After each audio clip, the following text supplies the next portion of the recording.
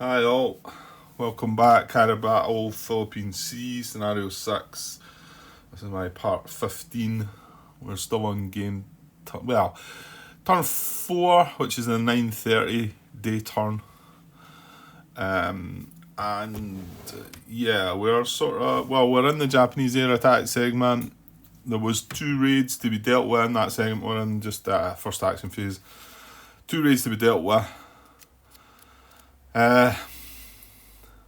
One thing I want to do here is, I don't know if I should mark it with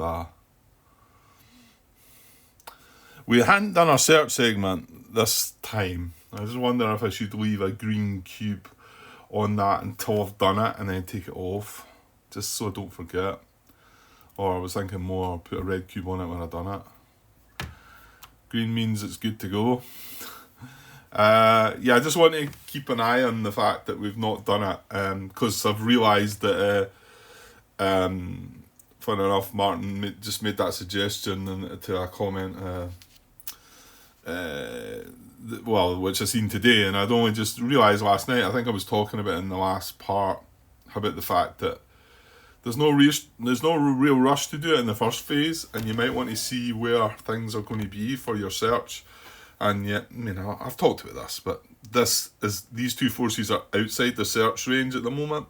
But if they move 1 hex that way, which is probably going to do, we could end up with a die roll of 10. But if it's a 1 to 9, he's going to move into this zone. Same with Force A. So I thought, why not just wait and see? And it doesn't look like anything will move outside the range. What I didn't think about is the ones that have launched raids. They might move back, Didn't think about that, like Butai 3 there, for instance. Might move further away. Have we not? What have we had? P, K, and Butai 4 we've had. Right, anyway. I'll leave that little green cube on that there just now. Hopefully that's a reminder to... and I'm going to take this green cube off, because that was what 1A's randomly target turned out to be. So, but now we're not. We've done with 1A. We managed to get through it. It never got through our ships. Just managed to keep it away.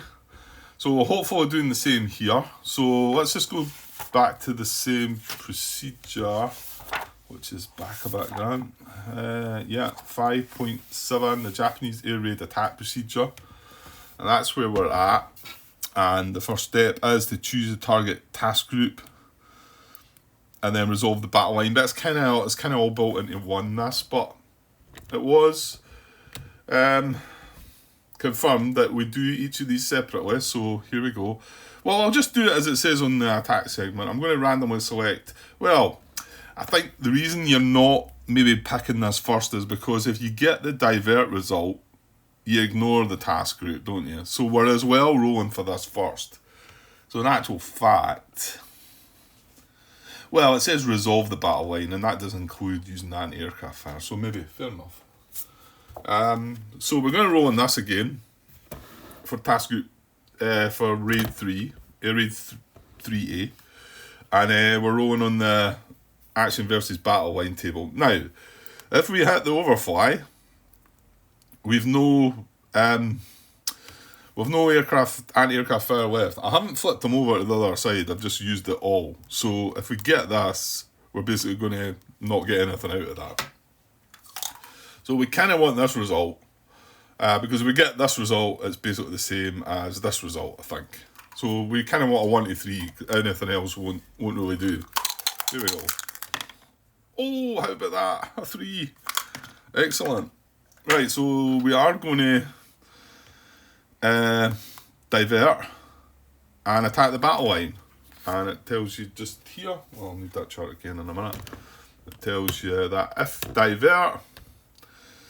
divert result was obtained, it says step 4, but again, I think it means step 1. The Japanese will attack task group 58.7. Otherwise, randomly select a carrier task group to be the target of the attack. So Japanese planes attack the battle line instead of the carriers. Ships in battle line fire AA according to 5.73. And they're going to get the full force of our battle line, and then if there's anything left, they will attack that battle line. But, well, to be honest, it does mean you only get one air-to-air fire, but I think they've only got 2 points, so we should be okay. And the task groups, well, this is a question I sort of had. The fact that we've already fired half of the... Well, here, you could say the argument here could be that there's been time... Because these are diverting towards that, then maybe they're given enough time for these battleships all to get ready to fire again. Something like that. Because it doesn't say that we reduced... all these battleships that we flipped over in our first attack, which, like I say, I didn't do, it doesn't say that they don't count for this anti-aircraft fire. So if it does, it's not in the rules that I can see anyway. So, and that's the question that I asked, but unfortunately I've not got an answer. But we're going to go with that. So yeah, we're going to have US anti-aircraft fire now, and it's 170. That's what their strength is. So we don't need to look elsewhere, to be honest. Well, we do need to maybe pull down. Now, again, I'm going to leave the air. He's got 1 fighter point, but we're not using that. So he's just got two attack points. Right, and this is the full force of the battle line. So we're going to be right up the top here. It's got 170. In fact, we don't even need to roll, do we? No. We don't even need to roll, because the first result's going to... yeah, I don't need to roll, because whatever I get is going to abort the points before eliminating them, isn't it? It's not... If there was a 1/something, then I would... I would need to roll, but... Well, for the sake of it, let's just roll. There, a 2. Right, and there's no modifiers to this one. It's when you get down to here you would get some modifiers. So we rolled a 2 on that call on there, and it's a 2/1.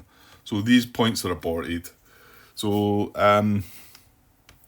basically I'll just put them back in the attack box as well, like I've done with the last raid.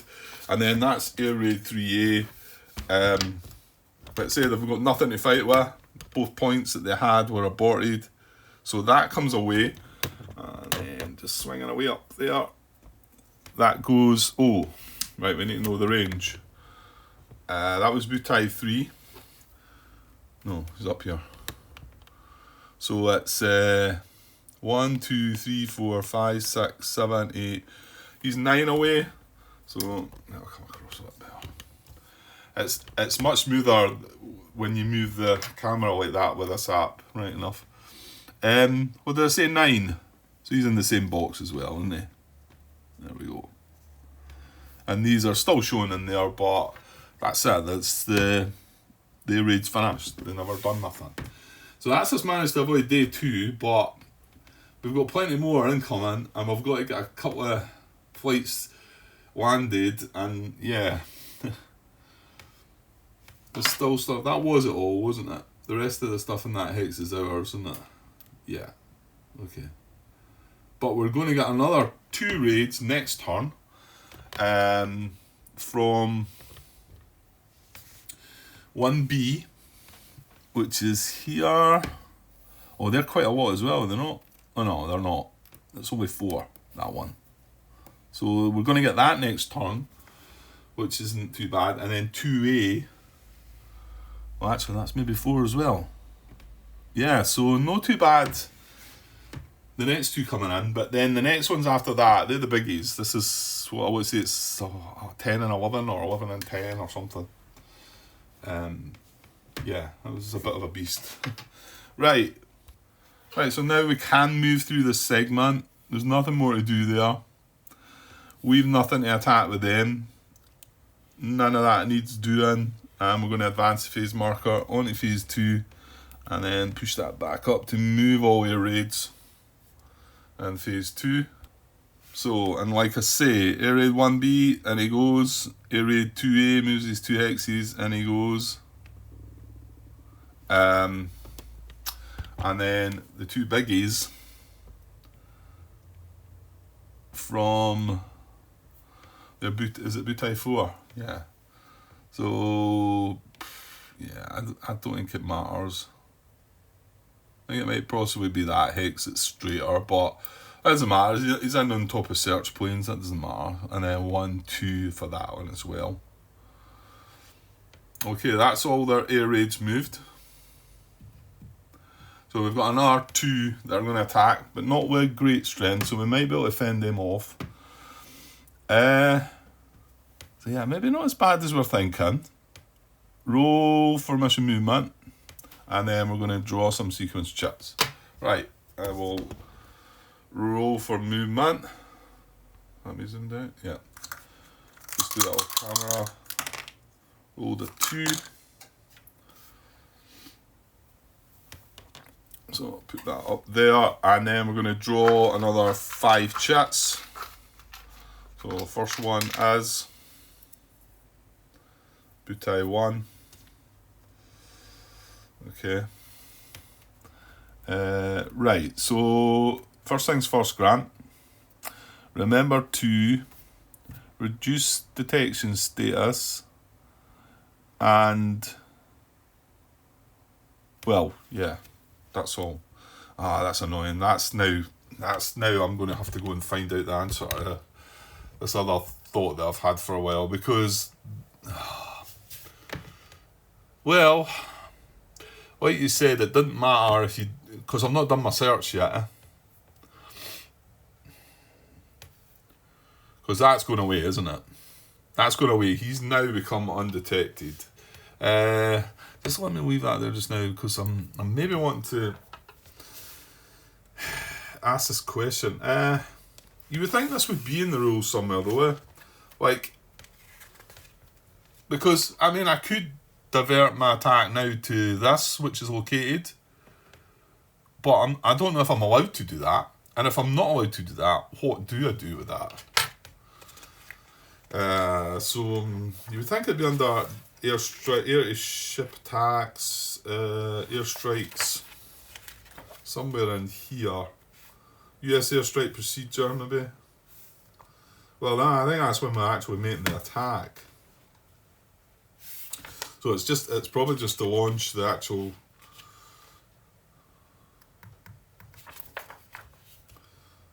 airstrike missions.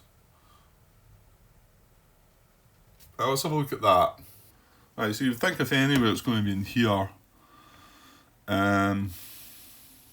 Purpose of an airstrike is to attack detected Japanese forces. Detected being the big word here, because now these are going to be undetected. It may contain any of them. Fighter aircraft will not attack enemy ships, but will act as escorts. A strike cannot move more than 2 hexes away from its launching carriers unless moving directly towards a detected enemy force or Guam. Any level of detection suffices. Right. It is permitted to start moving a raid towards one target and then redirect it to a different one if a better target becomes detected. Now, the way that's worded suggests that who decides what a better target is? Do you have to go by the written words there? That the target has to be better for you to redirect? Or is it your choice? And does it have to become detected for you to do that? Because I'm flying towards one that's going to become undetected, and there's another one already detected. So it's kind of different to what that's written. I mean, maybe again I'm being fussy about how I'm reading it. It's also permitted. The thing is, Grant, read through this first before you start making your comments, because it might well be that it's here. And if it's not, then we can go on about it. It's also permitted to fly around within 2 hexes of the task group and wait for a target to be detected. Rule 4.22 only prohibits flying a raid speculatively towards a force not yet detected. So you can't sort of say, there's a, like Butai 4 up there. It's like, we know it's got, what is it? It's got a level 6, it's got 4 CVs, we know that, but we haven't detected it. We can't start flying towards it, because we know it's going to be a juicy target, but until we detect it, we can't fly towards it. So, And it says this rule exists to prevent you from taking advantage in an unrealistic way of extra knowledge you have in the game. Historically, the US had strike planes ready on the morning of the 19th, but these planes were flown off the decks when incoming Japanese raids were detected and circled a little to the east during the air battles. So there you go, there's the reason for it. Makes sense, makes the game more interesting, doesn't it? An airstrike may not engage in air-to-air combat with a Japanese air raid. Yeah, an airstrike can never be split one flight. An intercept mission can be. So nothing helping me there with my question then, really. And I find that bit a little bit, again, this just could be the way I'm reading heavily into it, is permitted to start moving a raid towards one target and then redirect it to a different one if better target becomes detected. My take on that is probably what it means is if you're flying towards one and you decide that another one's better, you could just do that, but right, first going to have a look on BGG, see if I can find anything that might, before I ask a question that's been asked before, and then we'll see where we go from there. So I'll be back in a sec. Right, okay, I had a feeling that one must have been asked in some kind of way. Airstrike and loss detection, that's the post that was posted by Alexandro, I think. Sorry, I can't remember the name actually. I've seen him post stuff before, but it's probably a name I can't pronounce, that's what it is. So yeah, he asked a question about what happens when this becomes undetected. He gives 4 options. One is, does it still have to fly to that destination and then realise it's not there and then fly back? 2 is, it cannot fly at that destination and it's allowed to fly to another detection point or fly back. And 3 is, what was 3? I can't remember. The designer, Christopher, came in saying it was option 2, and then Carl also commented that it's allowed to, he feels the way he plays it as it's allowed to look for something else. The designer came back and confirmed that Christopher was right, that it can't carry on to its destination, and he also confirmed that Carl was right, that it can then look for another target. So, going by the answer Christopher gave was based on this, 4.22, a strike cannot move more than 2x away from its launching carriers unless moving directly towards a detected enemy force. So it can then carry on to that force because it doesn't know it's there anymore.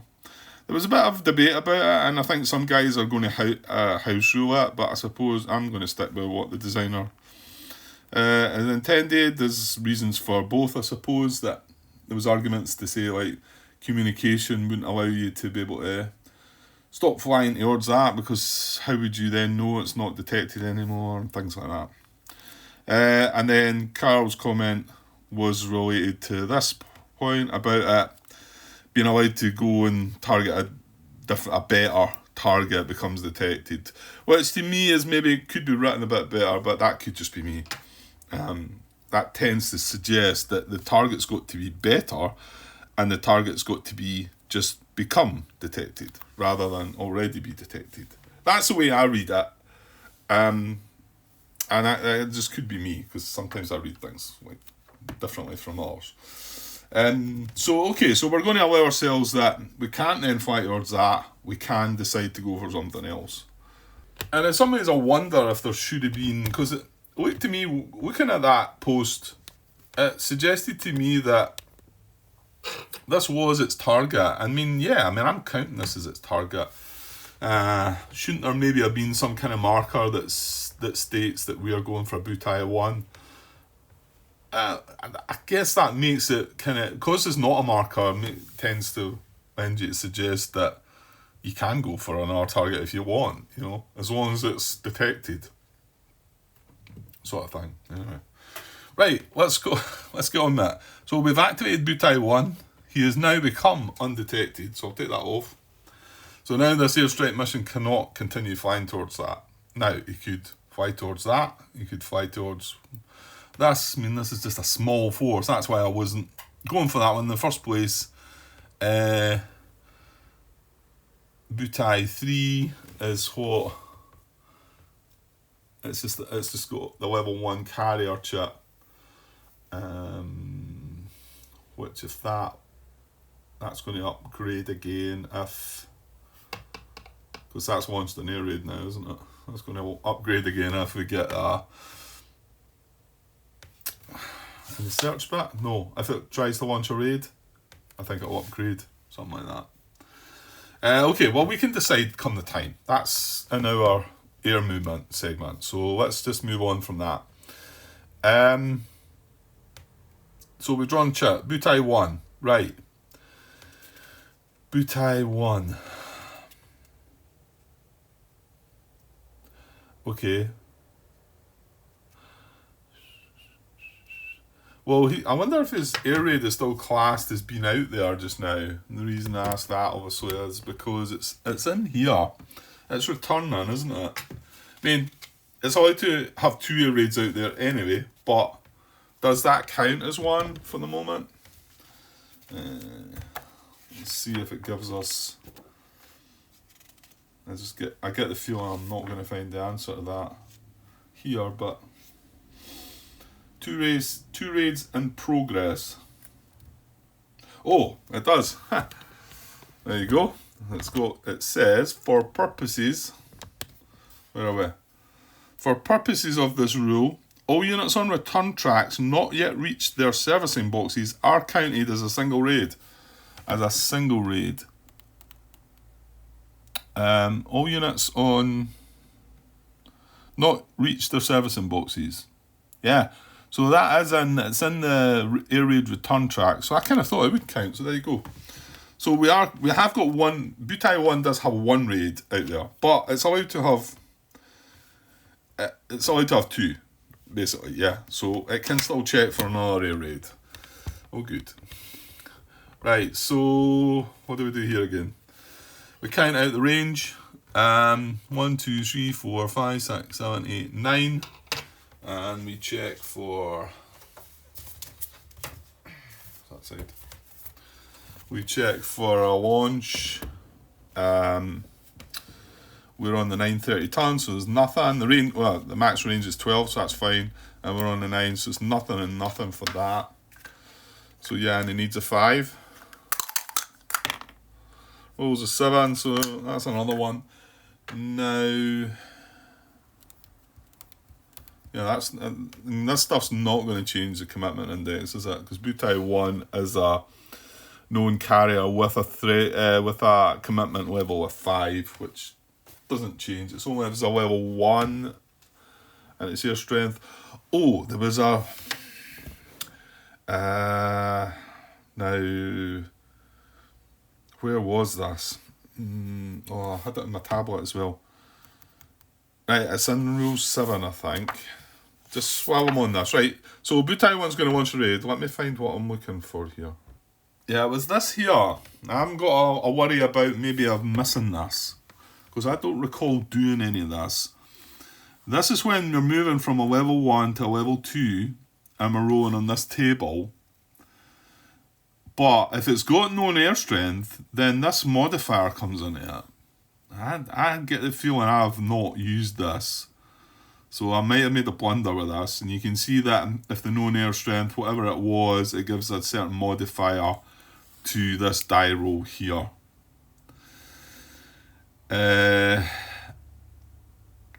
I'm going to say it's going to have been worse for me because there's no way I had an air strength of these plus numbers. So my guess is, I want to say that what was it I've had? It's been round about the 8 number, isn't it, with the level 1 carriers. So it might have meant that I've had a -1. And obviously the higher number in here, the worse, because we did not get one of these at one point. Yeah, we definitely got one of these. So I've got a 1 to 2 out there, and I've got a 3 to 4, I think. So yeah, I've got one of these. This one came later, I think. So I don't know. It's possible that I've missed this, and I'm not 100% sure when it applies. Well, it says example here: a level 1 carrier force previously launched an air raid totaling 9 points Its known air strength is 9. You search it and you're receiving, so we're upgrading it. So you will use this to upgrade it, but because it had known air strength, you then check this to modify it. I might have done it, but it didn't really ring any bells, so I'm probably going to have to let that one go. What I do need to remember is we do have this one here. There's a level 1, which is just launched in air raid the last phase. Well, it's just resolved it. And next turn it activates and tries to launch a raid. If it's successful, that is going to upgrade to a number 2. And we're going to have to check its known air strength, which was only 4, wasn't it? But you can see, because it was only 4, this modifier there is going to be -3 to that die roll, which is quite huge, you know. So I might have blundered with that. I'm not sure, but I just wanted to bring that to attention. I'll keep my eyes open from when I'm watching it back. I'm catching up a little bit now, but if I see it, I'll put a comment in the header. Okay, getting back to Butai 1, who's going to launch a raid. Yes. And he's allowed to. Yes. Right, hang on. Alright, so and just to confirm his intelligence level, it is a level 2, and it's 3 to 4 CVs. So it's definitely a carrier force. If the Japanese force is already known to be a carrier force, skip to step D. So I think we're comfortable about that this time. So into step D, and it's talking about level 1 to 2 forces. They do have a known air strength, so we're going to check on that. So it is going to be this one here.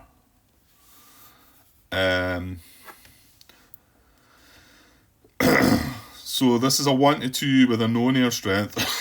So card 2 back.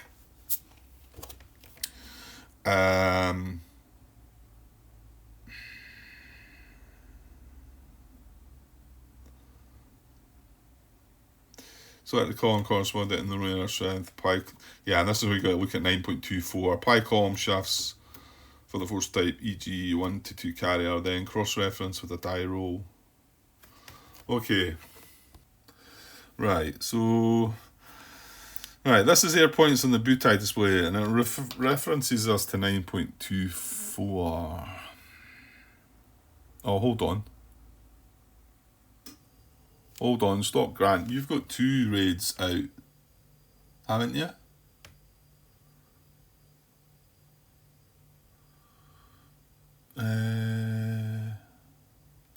What's going on here?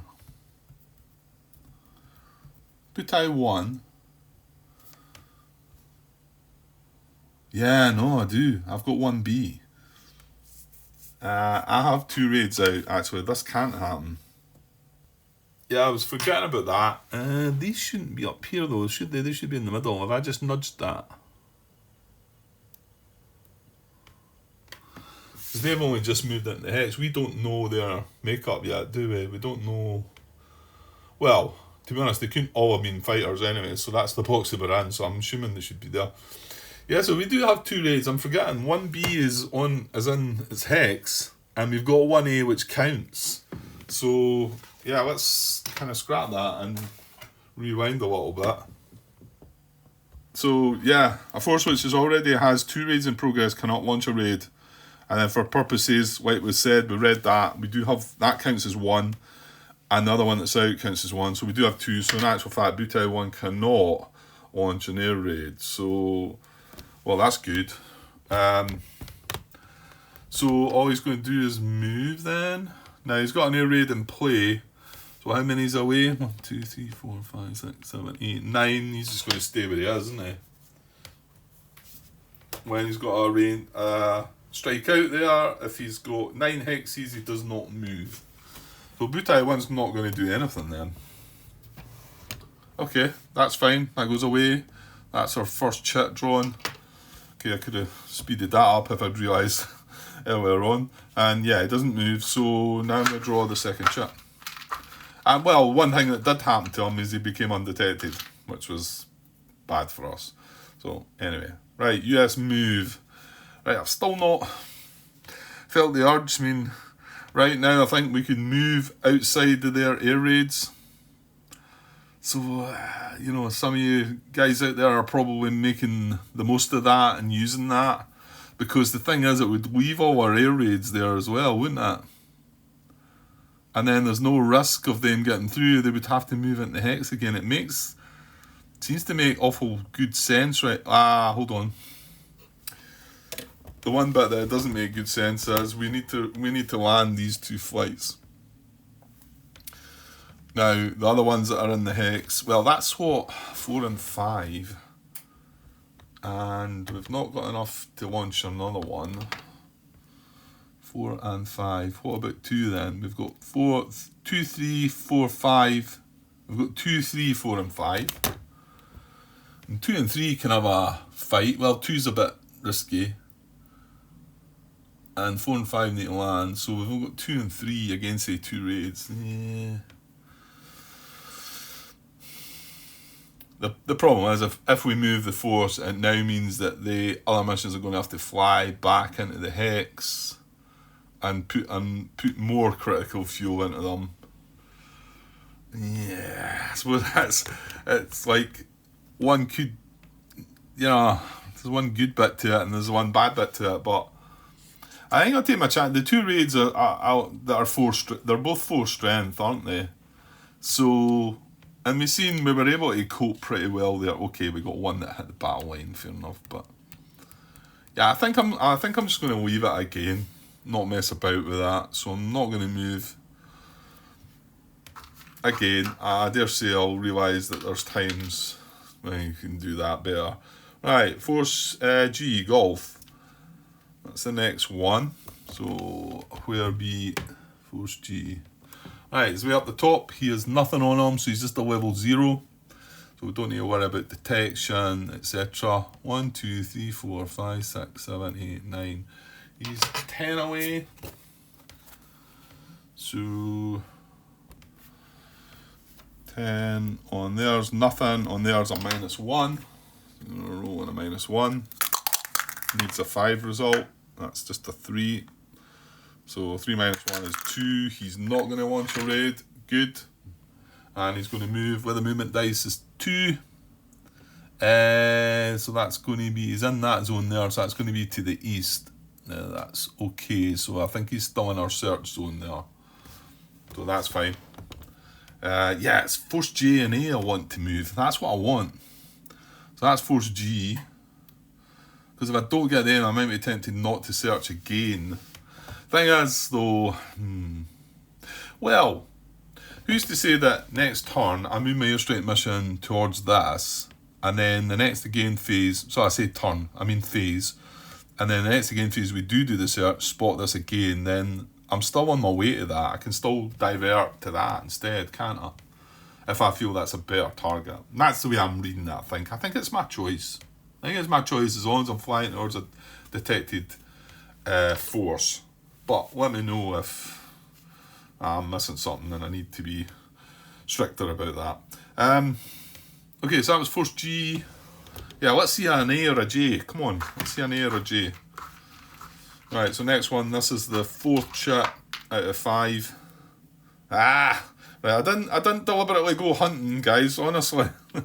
Force A, Alpha. Right, and that's down here. So again, it's a 0 as well. 1, 2, 3, 4, 5, 6, 7, 8, 9, 10, 11. He's 11 away. So nothing for the game turn. 11, oh, it's a -3 for this. So keep it low. Oh dear. Right, 10 -3 even. It's still 7, and that's a yes.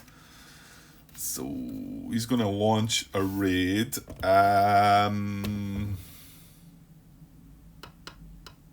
Right, the first thing I need to do is draw a chip for him, don't I? Yeah, because he's passed the A and the B answers. He's got a yes for them, and now he's on C. If it's a level 0 force, first draw level 1 intelligence chip. Right, let's see what we get. Kind of false contact would be preferable. Mind, we're in the threshold. We're over the threshold here, so there's a false contact. Right, so that goes back in the cut, this one, with this stage, and he just does not launch a raid, and that is that. The good thing is that on a 2, he's going to move this way, and he's now 1, 2, 3, 4, 5. Yeah, I'm pretty sure he's still within our pattern. Pretty sure he is. Okay, so that's A. So that's, is that 4? Yeah, that's 4. So I've got one more to draw. Right, let's finish with a J. I'm not looking, honestly. Right, here we go. Oh, no. 4. Oh, Oscar. Where is he? Right, okay, can see him. He's up here, quite close, but again, just a level 04. So 1, 2, 3, 4, 5, 6, 7. So my guess might be this is a no modifiers. So nothing for that, nothing for that. Yeah. So need a 5 or greater. And rolls a 10 as well. So that's a yes. So he's the same though, he's just a level 04s. So he's satisfied answering question A and B. And I need to draw a chit. Level 1 chit. And we get a surface, right? That's not going to go either, is it? If it is any type of surface or false contact, replace the level 1 chit in the cup. The force reverts to level 0 and does not launch a strike. Or as I like to say, a raid.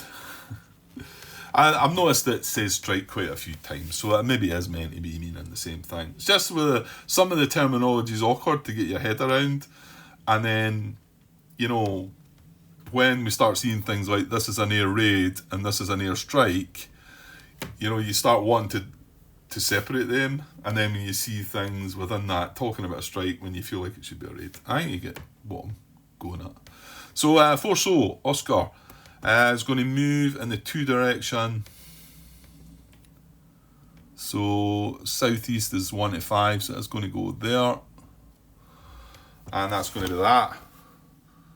So we put that away, that's the 5th one. Yeah, we're starting to move a little bit, aren't we? We're starting to get the gist of things. Okay, so we resolved all air raids, we moved forces, we reduced detection status if need be. That was just that one on Butai 1. We didn't move our force. Right, so now we're down to US air movement, so we're going to move air missions and adjust fuel.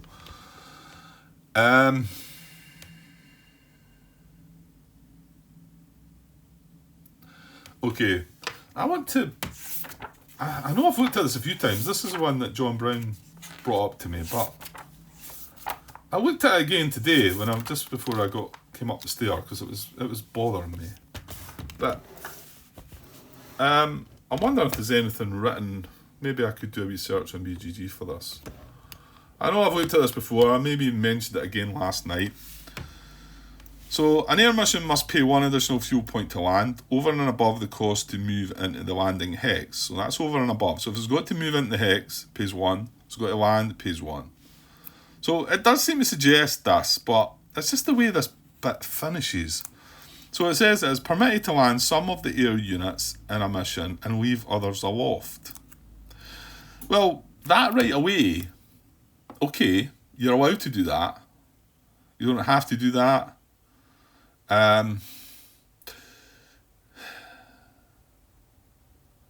It makes sense that some of them won't land, some of them don't. You know, you can have that situation, I suppose.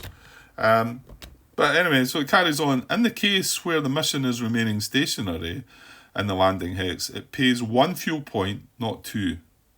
So you could just say that bit alone confirms that what John was meaning, that it cost me just 1 rather than 2 to land. And then then in the bit in brackets it says, in effect, the units that land pay 1 point to land, and those that remain aloft pay 1 point to remain aloft.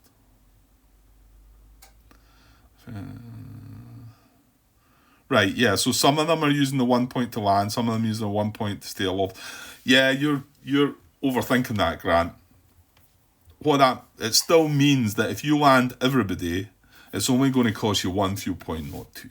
Yeah, it is there. It's just this bit about landing some and not landing the others, and I thought that was why it was only costing 1 fuel, but no, that's just explaining to you that Yeah. Okay. I'm good with that now, I think. Right, well, might as well move our strikes first. So, I'm going to move strike 8 into there, where we're still going towards this guy. However, it's moving me one hex closer to that as well. I mean, okay, in the back of my mind, I'm thinking about that. I'm not allowed to move towards that just now. But I'm kind of hoping what I'm going to do is move into here from a 1. Then I'm going to move into there. And then, but then that time I will have done the search. And if it searches that, I'm going to keep heading for that. If it doesn't, then I'm right adjacent to that. So I moved airstrike 8 1 point. So now he's down to 9 fuel now. And then 7, he's getting closer now.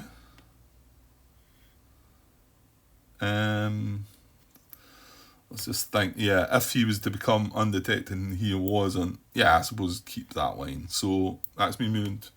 Oh, remember, it's a boot type marker. Yeah, that's fine. So he's moving 1 closer to that. So airstrike 7 drops 1 fuel as well, down to 8. Right, and now the rest of the guys. Well, so I think everyone's just staying put, isn't it? We've got 2, 3, 4, and 5. Oh, we've got 6. How much fuel's he got left? Yeah.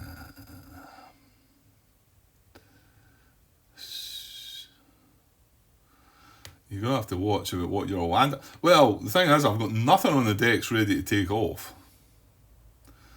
Am I going to be able to get stuff? I am, actually. I'm going to be able to get another fighter force up there. Intercept mission. Well, not like get a launch, but get them on the deck ready.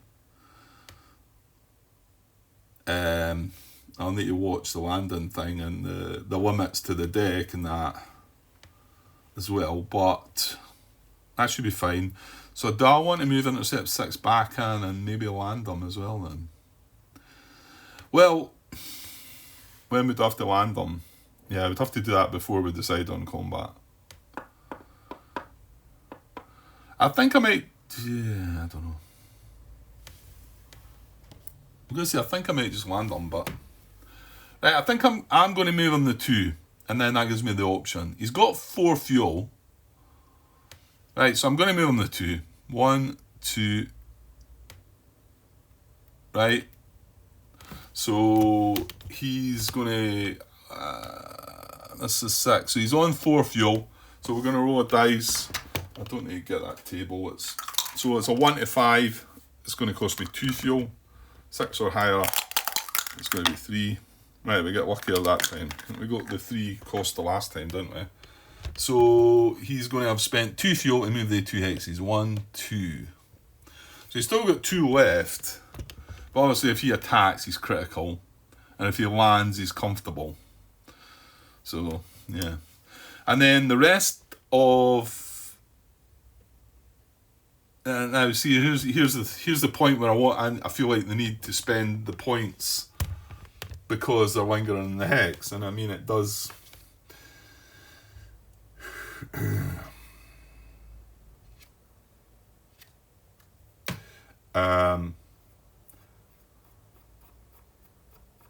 yeah, because if I'm moving 0 to 1 hexes, it costs me 1 fuel. Okay, so 2. Oh, hang on, are they going to be... Oh, no, 3's got 13 fuel. But 2's going to be critical as well if he attacks. Well, yeah, you're going to have to do this. So he's staying in his hex, not landing. He's staying in his hex, not landing.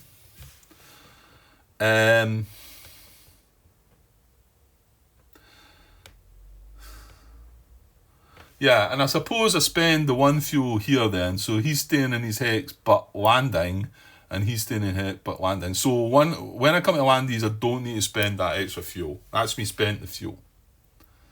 Unless I just... No, I'm not going to do that. I'm not going to decide to attack with them, I don't think. I think then that's going to take me up to here, and I'm going to risk losing the planes there. So no. So we've spent the 1 fuel point each for them. They're critical 2 now. And they're going to land at critical 2, which is much safer. Yeah, because I don't need to adjust it anymore. Okay. And the problem is, I've just realised air mission 2 is going to go 1, 2, 3. So it's going to be critical when it attacks. It does only have 3 flights. Well, unless you want to land it as well.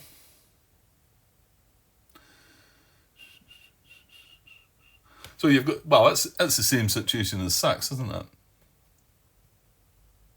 I mean, 6 could just land by spending the... It's got to spend the extra point because it moved. Whereas that, if it wants to land, is just going to sit at that. Well, I'll think about it. Well, you're going to have to come up with it quite soon. Well, no, I've got launches. I've got the air operations segment first. I think that's everybody moved, isn't it? Yeah. That's all our air missions moved, and fuel has been adjusted.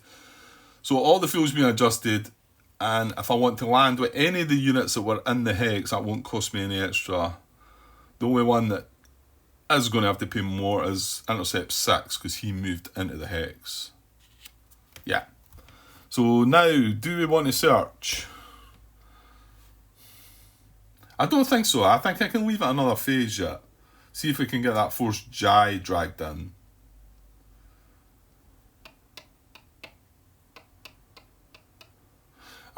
Remember, I think we're going to have 2 shots at Butai 1 because we've got that plane coming in and that plane coming out. So there's going to be 2 searches in that zone. So, yeah, and I'd prefer to be going after that than this small force. Yeah, I'm going to leave that. I'm not going to search, so we're going to skip by that again. I'll just leave that green cube there to say that we've still got that available. Air operations. So a launch is the first step. Well, there's nothing to launch, so race servicing to ready. What's happened there? Yeah, we've nothing on the flight decks.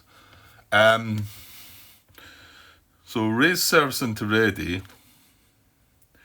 Or you've got to remember that once I put something up here, can I land something? Or is the limit 1? It is. So yeah, the flight deck limit is 1. So I can only have 1 in here or here. So it means I can't land something here. Which is fine. Yeah, it's fine. That's fine. So I need to get these fighters up here because we've got 2 huge raids. One of them which is going to reach next turn, and then the next one's going to reach the next again turn. So that's coming up. That's coming up. That's coming up. And down here we've got another one there, and that's it. That's all fighter wise, but. Again, yes, I know I should probably be thinking about trying to launch some more strikes, but I've got 2 out there. I want to say maybe that's enough. We need to defend to some extent. You know, you can't go totally on the offensive, can you? So I think I'm going to leave that at that. That would allow me a raid of 1, 2, 3, 4, 5, 6 again, which is pretty good. Or 2 3s if I really feel the need of that, but yeah, we'll just need to wait. Now I see there's quite a lot of F6s back here, isn't there? We need to try and get them moved up a little. Okay, so next step is hangar to and from servicing, and obviously yeah, here's a snag here again. Did I not have the chance of moving them down then? Why I blundered there, I think. I should have moved them down. Damn. I think I would have been able to do that as well, wouldn't I? Not only that, I've got these here as well. Why did I not move all these down? Were they up on the... You know what? I think they were up there. They were, weren't they? For a while they were up there. That's annoying. Well, there's nothing you can do about it. Right, I can move these two up into service zone. That's my limit. And I'm better just moving both of these. Well, thing is, I can move one down and move one up. Like, why are you starting down here, Grant? I think because I'm not going to do any of these anyway. Yeah. I know I could bring these down, I suppose, but let's leave them up there until we get some fighters in there. And once we get fighters in there, though, remember to push these down, because you don't want to then... Or, no, sorry, once I move them into the hangar, that's the step that you need to then bring these back down, so that you've then got the space, the next phase, to move them up. So, yeah, I could get one up there, but that's all I'm going to get. So, I think what I'll do is I'll just bring these two down for my servicing limit. And that's 4 in the hangar, which is fine. We're allowed to 8 in the hangar of the CVs. And then, yeah, I do the same with these. Bring that down. Now remember, I've only got a 1 limit with these CVLs, but we've got a 3 limit in the hangar, and the same with that guy. So now next turn, these have got space to move up into servicing. Yeah. That's quite the puzzle, like I say. So that's it. No more of that. I don't really need to bother about that. Right? So now, a lower flight deck to hangar, with none of that, or flight deck to servicing, we're not going to do any of that. No. So now land. Okay? So let's just have a think again here. We've got 2 raids incoming with 4 strength each. We've got, if we were to land this, and this, well, actually, if we were to land this, and this, we would only have 6 strength, and that would mean that 1 raid, oh no, we don't want to do that. Because if they do get through without any fighter escorts, they get a modifier, don't they? They get a good... No, they don't get a modifier. They get double strength. Yeah, we don't want to do that. We need 2 raid. We need 2... Oh, hang on, no, hang on. Are you not getting another... They moved in there, right?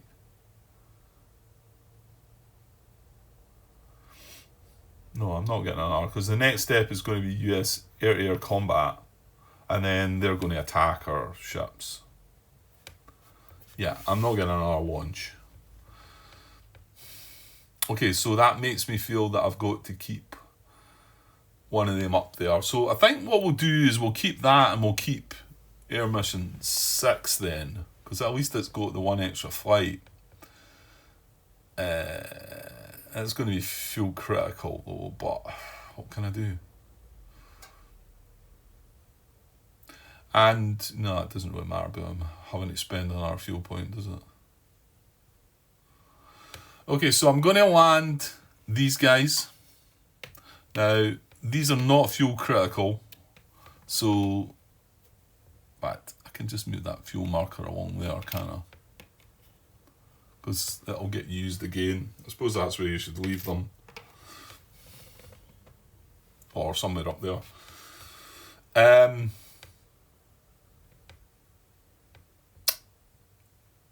So yeah, and it didn't cost him an extra fuel because he was already in the hex. Not that it mattered. He still had fuel left. So they're going to land first, so let's deal with them. And I was double checking. I was watching a bit more of Dave's videos, and I noticed when he landed stuff, he looked on the back and he landed them in the task group, but you don't need to. You can land them anywhere. I think it's just when they start off, they need to be obviously on their task group just to spread it all out evenly. But I think when you land, as long as you're not breaking the flight deck rules and the fact, right, we launched nothing, so we don't need to worry about that.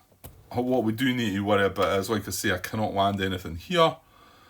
I could land 1 flight here because there's a space. No, that's not true. They've got a limit of 3, haven't they? What did I do? Did I not have that? There, it's there. Yeah, the CVLs have a flight deck limit of 1, whereas the CVs have a flight deck limit of 3. So I could actually land 2 here, because there's 1 there and that's 3. Got 3. What else am I going to land? I'm going to land another 7. So, yeah. Well, okay.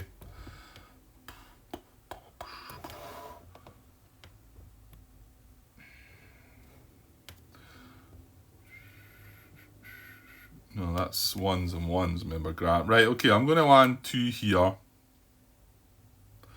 And 1 here. So that's them. I didn't need any die roll for them. And then we're going to land... Well, actually, it is 7, yeah. So we're going to land these guys. And they're at fuel critical 2. Remember, I'm not spending that extra point for them because... as was pointed out to me, it doesn't cost an extra point because they were in the hex to start with. Now, do we need to roll on these? Critical 2. Safe return we're looking for. Safe return table. And again, I know it says it as could not spend the 1 fuel point extra to land, but yeah, it seems that if you're in the hex and decide to land, it's just 1 fuel point, full stop. We're going with that until we hear differently. Right, so we're on a fuel critical 2, so that's a +2 to the dice, and nothing else applies. So if I roll a 10, +2 is a 12. So it's only a 10 that can affect these, and it's a roll again. Okay? So I'll just get the 4 guys in this scene there, and I'll just go left to right. So here we go, as long as it's not a 10. That's fine. Number 1's fine. Next one. 6 is fine. 2 is fine. 1 more. 6. Okay, so all good there. So let's fill up the spaces here. I might as well put another 2 here and 1 here. And then I've got 1 left. What? How many more I've got coming in? 3. No. Yeah.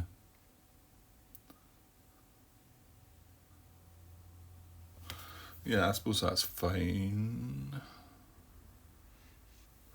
Well, there is 1 in service in there though. I'm just trying to avoid the places that I've got stuff in the service in, but... What? How many have I got to land? I've got another 3 to come. Sorry, I must have put 2 down already. I've just got 1 here. I've got another 3 to come.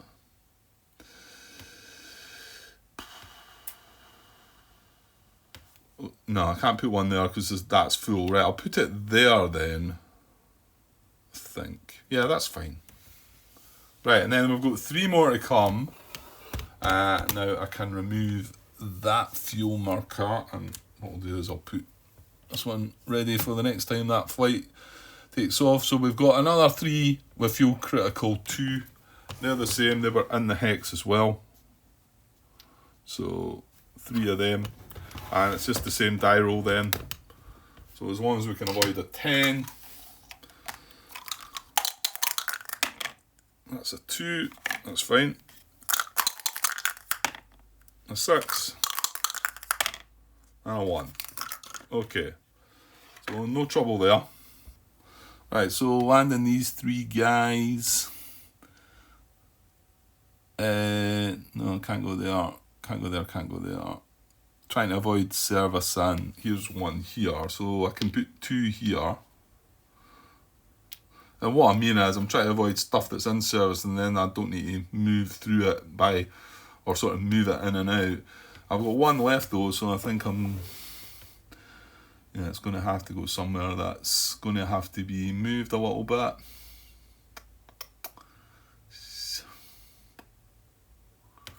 That's fine, I'll just put it here then, I think.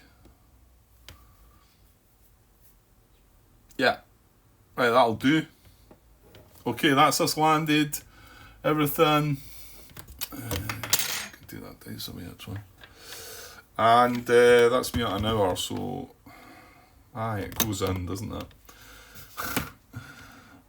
Slow, isn't it? Slow, but I'm really enjoying it still. And I was a bit worried about what was all going on with these raids, but we coped with that first one okay. To be honest, they never got at our ships. This next one, I'm sort of hopeful that we're going to fend it off, but as for the next again 2 that come in, that's going to be a bit trickier, I think. 11 and 10, you know, that's a lot. Okay, so that was our finish with our US air operations segment. So now we are moving into air-to-air combat, but I will just stop it there. And we'll come back to see how we get on against the 2 little raids that are in our hex. And we've got Air Mission 3, which is nice, sitting at 12 fuel, so it's not got an issue. It's got 6 aircraft.